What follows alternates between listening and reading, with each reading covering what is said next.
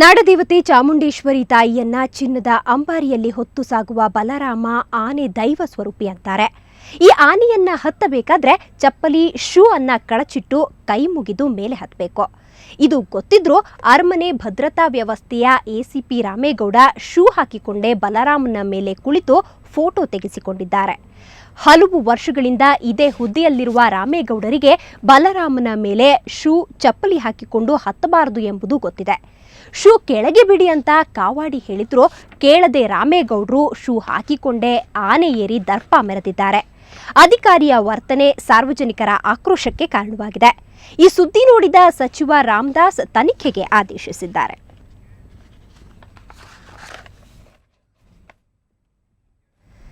ಇನ್ನು ದಸರಾ ಗಜಪಡೆಯಲ್ಲಿ ಭಾಗವಹಿಸುವ ಪ್ರಮುಖ ಆನೆಗಳ ತೂಕ ಎಷ್ಟು ಅನ್ನೋದು ನಿಮಗೆ ಗೊತ್ತಾ? ಗಜಪಡೆಯ ಕ್ಯಾಪ್ಟನ್ ಬಲರಾಮನನ್ನ ತೂಕದಲ್ಲಿ ಮೀರಿಸುವ ಇನ್ನೊಂದು ಆನೆ ಈ ಪಡೆಯಲ್ಲಿದೆಯಾ? ಹಾಗಾದ್ರೆ ಗಜಪಡೆಯಲ್ಲಿ ಯಾರ weight ಜಾಸ್ತಿ, ಯಾರದ್ದು ಕಡಿಮೆ? ಇಂತಹ ಕುತೂಹಲದ ಪ್ರಶ್ನೆಗಳಿಗೆ ಇಲ್ಲಿದೆ ಉತ್ತರ.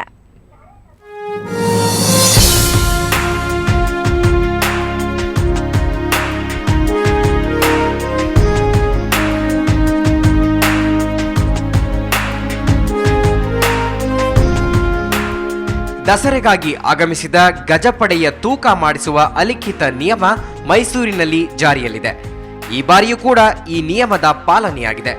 ಗಜಪಡೆಯ ತೂಕವನ್ನ ಟ್ರಕ್ ಟರ್ಮಿನಲ್ನಲ್ಲಿ ಹಾಕಲಾಯಿತು.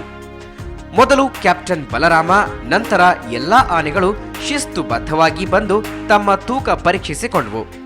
ಬಲರಾಮನ ತೂಕ ಬರೋಬ್ಬರಿ 4610 ಕೆಜಿ. ಅರ್ಜುನ, ಗಜೇಂದ್ರ ಮತ್ತು ಅಭಿಮನ್ಯು ಕ್ಯಾಪ್ಟನ್ನನ್ನೇ ತೂಕದಲ್ಲಿ ಮೀರಿಸಿವೆ. ಗಜೇಂದ್ರ 4875 ಕೆಜಿ ಇದ್ರೆ ಅಭಿಮನ್ಯು 4765 ಕೆಜಿ ಇದ್ದಾನೆ.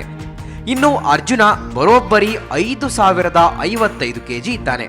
ಅಲ್ಲಿಗೆ ಇಡೀ ಪಡೆಯಲ್ಲಿ ಹೆಚ್ಚು ಶಕ್ತಿಶಾಲಿ ಆನೆ ಅಂದ್ರೆ ಅದು ಅರ್ಜುನ. ಈ ದಿನ ಅವುಗಳನ್ನು ಸಾಂಪ್ರದಾಯಿಕವಾಗಿ ನಾವು ಮೊದಲ ಬಾರಿಗೆ ನಾವು ಬಂದ ತಕ್ಷಣ ಮೈಸೂರಿಗೆ ಅವುಗಳ ತೂಕವನ್ನು ನಾವು ಚೆಕ್ ಮಾಡಿಸ್ತೇವೆ. ಸ್ಪೆಷಲ್ ರೇಷನ್ ಇಲ್ಲಿ ನಾವೇನು ಅದಕ್ಕೆ ಆಹಾರ ಕೊಡ್ತೇವೆ ಅದು ದಸರಾ ಹಿಂದಿನ ದಿವಸ ಮತ್ತೆ ನಾವು ತೂಕ ಮಾಡ್ತೇವೆ. ಸೊ ಅದರಿಂದ ಎಷ್ಟು ತೂಕ ನಮಗೆ ನೆಟ್ಗೆ ಅದು ತೂಕ ಪಡ್ಕೊಳ್ತು ಅನ್ನೋದು ನಮಗೆ ಗೊತ್ತಾಗುತ್ತೆ. ದೈಹಿಕವಾಗಿ ಎಷ್ಟು ಇಂಪ್ರೂವ್ ಆಗಿದೆ ಅನ್ನೋದು ನಮಗೆ ಗೊತ್ತಾಗುತ್ತೆ. ಇನ್ನು ಸರಳ 3285 ಕೆಜಿ ಇದ್ರೆ ಮೇರಿ 2980 ಕೆಜಿ ಇದ್ದಾಳೆ. ಆದ್ರೆ ಈ ಆನೆ ತೂಕದ ಯಂತ್ರದ ಮೇಲೆ ನಿಂತ್ಕೊಳ್ಳೋದಕ್ಕೆ ಸುತಾರಾಮ್ ಒಪ್ಪಲಿಲ್ಲ. ಹೀಗಾಗಿ ಗಂಗೆಯ ತೂಕ ಗೊತ್ತಾಗ್ಲಿಲ್ಲ. ನಾವು ಪ್ರತಿ ವರ್ಷನೂ ತೂಕ ಮಾಡ್ತೀವಿ. ಆನೆ ಬರುವಾಗ ಒಂದ್ಸಲಿ ತೂಕ ಮಾಡ್ತೀವಿ, ಆನೆ ಮತ್ತೆ ಹೋಗುವಾಗ ಇನ್ನೊಂದ್ಸಲಿ ತೂಕ ಮಾಡ್ತೀವಿ. ನಾನು 10 ವರ್ಷದಿಂದ ತೂಕ ಮಾಡ್ತಾ ಇದ್ದೀನಿ. ಅದಕ್ಕಿಂತ ಮುಂಚೆ ಬೇರೆಯವ್ರು ಮಾಡ್ತಿದ್ರು. ಸುಮಾರು ಇದು ವೇಬ್ರಿಡ್ಜ್ 50 ವರ್ಷದಿಂದ ಐತೆ. ಹೀಗೆ ಆನೆಗಳು ಕಾಡಿನಿಂದ ನಾಡಿಗೆ ಬಂದಾಗ ಎಷ್ಟು ತೂಕ ಇದೆ ಅಂತ ಪರೀಕ್ಷಿಸಲಾಗುತ್ತೆ. ನಂತರ ಆನೆಗಳು ದಸರಾ ಮುಗಿಸಿ ಕಾಡಿಗೆ ಮರಳುವಾಗ ಮತ್ತೆ ಅವುಗಳ ತೂಕ ಪರೀಕ್ಷಿಸಿ ಆನೆಗಳನ್ನ ಎಷ್ಟು ಚೆನ್ನಾಗಿ ನೋಡಿಕೊಳ್ಳಲಾಗಿದೆ ಅಂತ ಅಂದಾಜಿಸಲಾಗುತ್ತೆ. ಕೆಪಿ ನಾಗರಾಜ್, ಸುವರ್ಣ ನ್ಯೂಸ್ 24/7 ಮೈಸೂರು. ಈ ಬಾರಿಯ ದಸರಾ ಉದ್ಘಾಟನೆಗೆ ಪೇಜಾವರ ಶ್ರೀಗಳನ್ನ ಮುಂದಿನ ವಾರ ಸರ್ಕಾರದಿಂದಲೇ ಅಧಿಕೃತವಾಗಿ ಆಹ್ವಾನಿಸಲಾಗುವುದು ಅಂತ ವೈದ್ಯಕೀಯ ಶಿಕ್ಷಣ ಸಚಿವ ಎಸ್.ಎ. ರಾಮದಾಸ್ ಹೇಳಿದರು. ಮೈಸೂರಿನಲ್ಲಿ ಅವರು ಈ ವಿಷಯವನ್ನ ತಿಳಿಸಿದರು. ಅಲ್ಲದೆ ಮುಂದಿನ ವಾರದ ಒಳಗೆ ದಸರಾ ಉಪಸಮಿತಿಗಳನ್ನು ರಚಿಸಿ ಯಶಸ್ವಿ ದಸರೆಗೆ ಸಿದ್ಧತೆ ನಡೆಸುವುದಾಗಿ ಹೇಳಿದರು. ಇದೇ ವೇಳೆ ಕಾವಾಡಿ ಮಕ್ಕಳ ಕಲಿಕೆಗೆ ನಿರ್ಮಿಸಿರುವ ಟೆಂಟ್ ಶಾಲೆಯನ್ನ ಉದ್ಘಾಟನೆ ಮಾಡಿದರು. ಕಾವಾಡಿಗಳಿಗೆ ಬೇಕಾದ ಚಾಪೆ, ದಿನಸಿ, ಸ್ಟವ್ ಇವೇ ಮೊದಲಾದ ಸಲಕರಣೆಗಳ ವಿತರಣೆ ಮಾಡಿದರು.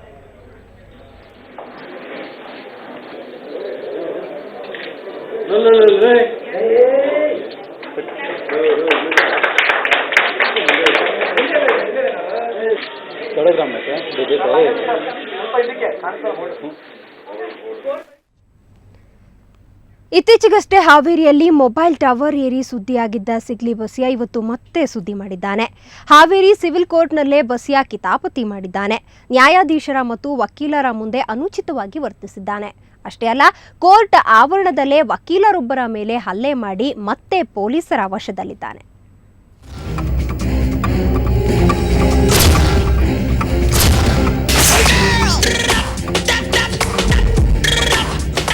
ಸಿಗ್ಲಿ ಬಸಿಯಾ ಒಂಥರ ಡಿಫ್ರೆಂಟ್ ಮನುಷ್ಯ. ಈತ ಅವಾಗವಾಗ ಏನೇನೋ ಕಿತಾಪತಿ ಮಾಡ್ತಾ ಸುದ್ದಿ ಹಾಕ್ತಾನೆ ಇರ್ತಾನೆ. ಒಂದ್ಸಲ ಜೈಲಿನಲ್ಲಿಯೇ ಮರವೇರಿ ಬಿಡುಗಡೆ ಮಾಡುವಂತೆ ಸುದ್ದಿ ಮಾಡಿದ್ರೆ ಮತ್ತೊಂದು ಸಲ ಪೊಲೀಸರು ಸುಮ್ಮನೆ ಕಿರುಕುಳ ಕೊಡ್ತಿದ್ದಾರೆ ಅಂತ ಮೊಬೈಲ್ ಟವರ್ ಏರಿ ಸುದ್ದಿ ಮಾಡಿದ್ದ. ಹೀಗೆ ಏನಾದ್ರೂ ಗಲಾಟೆ ಮಾಡ್ಕೋತಾನೆ ಇರ್ತಾನೆ.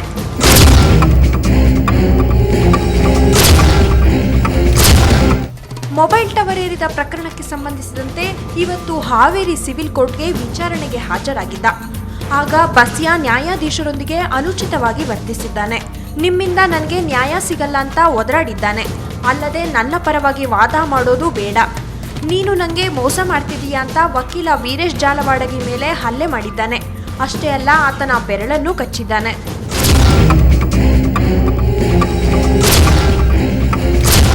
ಕೋರ್ಟಿಗೆ ಮತ್ತು ಪ್ರಿಸೈಡಿಂಗ್ ಆಫೀಸರಿಗೆ ತನಗೆ ಬಾಯಿಗೆ ಬಂದಂಥ ಕೆಟ್ಟ ಶಬ್ದಗಳಿಂದ ಒದರಾಡಕತ್ತಿದ. ಅವನು ಉಪಯೋಗ ಮಾಡುವಂಥ ಅವಾಚ್ಯ ಶಬ್ದಗಳನ್ನು ನೋಡಿದ್ನೆ ಅಂತಂದ್ರೆ ಒಬ್ಬ ನಾಗರಿಕರು ಅದನ್ನು ಸಹಿಸಿಕೊಳ್ಳಿಕ್ಕೆ ಆಗೋದಿಲ್ಲ. ಈ ಮಧ್ಯೆ ಎಲ್ಲೆಲ್ಲಿ ಕಿತಾಪತಿ ಮಾಡ್ತಾನೋ ಅಲ್ಲಲ್ಲಿ ಈತನ ಪತ್ನಿ ಸಾಥ್ ನೀಡ್ತಿದ್ದಾಳೆ. ನನ್ನ ಗಂಡ ಅಮಾಯಕ, ಅವನಿಗೆ ನ್ಯಾಯಾಂಗ ಮತ್ತು ಪೊಲೀಸ್ ಇಲಾಖೆಯಿಂದ ಅನ್ಯಾಯವಾಗ್ತಿದೆ ಅಂತ ಆರೋಪ ಮಾಡ್ತಿದ್ದಾಳೆ. ಜಮೀನು ತಂದಾಗ ನಮ್ಮ ಮನೆಯವ್ರು ಕೇಸ್ ತಾನೇ ನಡೆಸ್ತಾರೆ. ಇಲ್ಲ ಕಟ್ಗೆ ವಕೀಲ್ರಿ ನಾ ಜಮೀನು ನಡೆಸೋಕೆ ಹೇಳ್ತಿದ್ವಿ, ಇಲ್ಲ ಅವ್ರಿಗಾರೆ ಹೇಳ್ಬೇಕು ನಮಗೆ ಹಿಂಗೆ ನಿನ್ನ ಕೇಸ್ ಐತಿ ಇಂಥವ್ರಿಗೆ ಇದು ಕಸ್ಟಡಿಗೆ ಕಳಿಸಪ್ಪ ಮತ್ತು ಕೋರ್ಟಿಗೆ ಅಂತ ನಾನು ಹೇಳಬೇಕು. ಇಲ್ಲ ನಮಗೆ ಬಾರಿ ವಾರಂಟಾರೆ ಕಳಿಸ್ಕೊಡ್ಬೇಕು. ಒಂದು ದಿವಸ ಬಿಟ್ಟು 3 ಸಲನಾರು ಬಾರಿ ವಾರಂಟ್ ಕಳಿಸಿರ್ತಾರೆ. ಹೀಗೆ ರಂಪಾಟ ಮಾಡಿಯೇ ಬಸ್ಯನ ಮೇಲೆ 300ಕ್ಕೂ ಹೆಚ್ಚು ಪ್ರಕರಣಗಳು ದಾಖಲಾಗಿವೆ. ಕಿತಾಪತಿ ಮಾಡೋದ್ರಿಂದ ನೋಡೋ ಜನರಿಗೆ ಪುಕ್ಕಟೆ ಮನರಂಜನೆ ನೀಡ್ತಿದ್ದಾನೆ.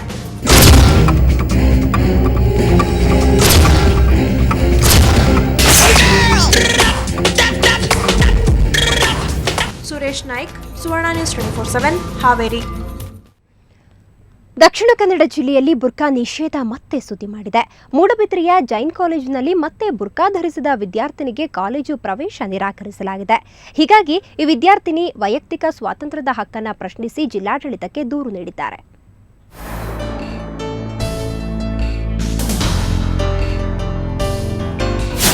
ಮಂಗಳೂರಿನಲ್ಲಿ ಮತ್ತೆ ಬುರ್ಕಾ ವಿವಾದ ಸುದ್ದಿಯಲ್ಲಿದೆ.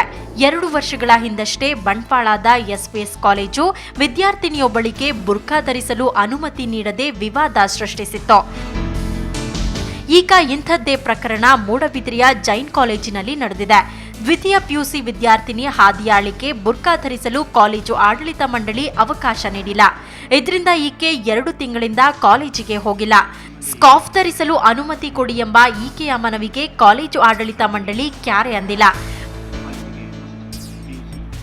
ಫಸ್ಟ್ ಇಯರ್ ಕೂಡ ಪ್ರಾಬ್ಲಮ್ ಆಗಿತ್ತು. ಫಸ್ಟ್ ಇಯರ್ 1 ತಿಂಗಳು ಕಾಲೇಜಿಗೆ ಹೋಗಲಿಲ್ಲ. ನಾನು ತುಂಬ ರಿಕ್ವೆಸ್ಟ್ ಮಾಡಿದೆ ಪ್ರಿನ್ಸಿಪಲ್ ಹತ್ರ ಎಲ್ಲ, ಆದರೆ ಸಹ ಅವರು ಪರ್ಮಿಷನ್ ಕೊಡಲಿಲ್ಲ. ಮತ್ತು ಎಕ್ಸಾಮ್ಸ್ ಬಂತು, ಹೋಗಲೇಬೇಕಾಯಿತು ಕಾಲೇಜಿಗೆ. 1 ವರ್ಷ ಹೀಗೆ ಸಹ I manage, but now I can't.